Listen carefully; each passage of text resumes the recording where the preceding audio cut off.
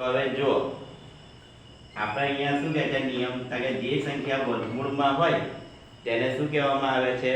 અસમમિત સંખ્યા કહેવામાં આવે છે. તો આપણો આ પહેલો જવાબ તો મળી ગયો કે આપેલ સંખ્યા અસમમિત છે.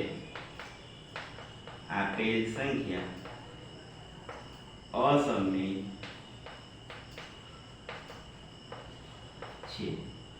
બરાબર. હવે બીજો દાખલો જોઈએ. બીજો દાખલાની રકમ શું છે કે 3 વત્તા વર્ગમૂળમાં 23 ઓછા 23 વર્ગમૂળમાં છે અને આ બે છે કૌંસમાં. બરાબર. હવે જો આનું સાદું રૂપ આપીએ તો આ સાદું રૂપ કેવું થશે? 3 વત્તા વર્ગમૂળમાં 23 ઓછા વર્ગમૂળમાં 23. બરાબર. હવે જો આ વત્તા છે આ ઓછા છે તો 23 માંથી 23 જશે તો શું વધશે? તો કે માત્ર 3 વધશે. બરાબર. એટલે આ સંખ્યા કેવી છે? તો કે આ સંખ્યા સમમિત સંખ્યા છે. તો લખી દઈશું આપણે આપેલ સંખ્યા સમમિત છે. બરાબર. આપણે આ બે દાખલા જોયા. હવે આગળનો ત્રીજો દાખલો જોઈશું. ત્રીજા દાખલાની રકમ શું છે કે 2 વર્ગમૂળમાં 7. ત્રીજો દાખલો કે છે 2 વર્ગમૂળમાં 7 અને નીચે છે 3 વર્ગમૂળમાં 7.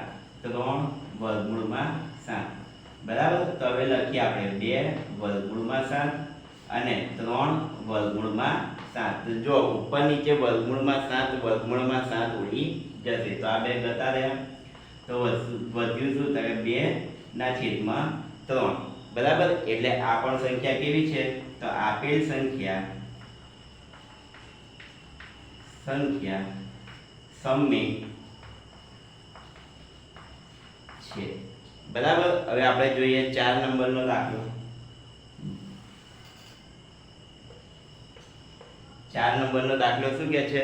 તો કે 1/વર્ગમૂળમાં 2.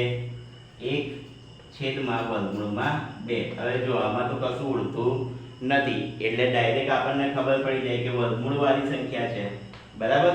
તો વર્ગમૂળ વાળી સંખ્યા છે એટલે શું લખીશું કે આ સંખ્યા અથવા આપેલ સંખ્યા અસમમિત સંખ્યા છે. હવે 5મા નંબરનો દાખલો જોઈએ. 5મા નંબરનો દાખલો શું કહે છે? 2π. બરાબર. 2π. હવે પાઈ એક શું છે? તો પાઈ સંખ્યા છે એ કેવી છે? તો કે અસમમિત છે. એટલે લખી દઈએ કે આપેલ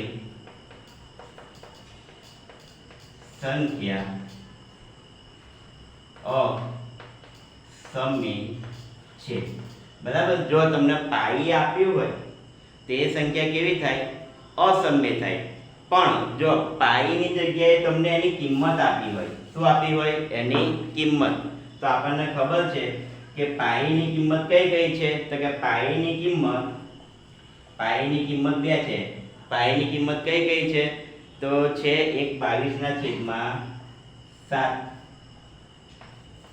અને બીજી છે 3.14. બરાબર. હવે જો આ પાઈની જગ્યાએ આપણને આ બે કિંમતો આપી હોય. બરાબર. પાઈની જગ્યાએ આ બે કિંમતો આપી હોય તો આપણે એને શું કહી શકીએ? તો કે સમમિત સંખ્યા કહી શકીએ. બરાબર. સમમિત સંખ્યા છે. બરાબર છે. આ તમારે નોંધ માટે લેવાની છે કે પાઈ એ કેવી સંખ્યા છે? તો કે પાઈ એ અસમમિત છે. પણ પાઈની જગ્યાએ જો 22/7 અથવા 3.14 આપેલા હોય તો તે કેવી સંખ્યા બને? તો એ સમમિત સંખ્યા બને છે.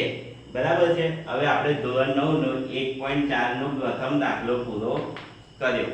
બરાબર. તો આ તમે પ્રથમ દાખલો જોઈ શકો છો. અને અમારા ઓફલાઈન ટ્યુશન માટે ગુજરાતી મીડિયમ તથા અંગ્રેજી મીડિયમના ઓફલાઈન ટ્યુશન માટે તમે બોર્ડ ઉપર આપેલા નંબર ઉપર સંપર્ક કરી શકો છો. અસ્સલામુ અલૈકુમ.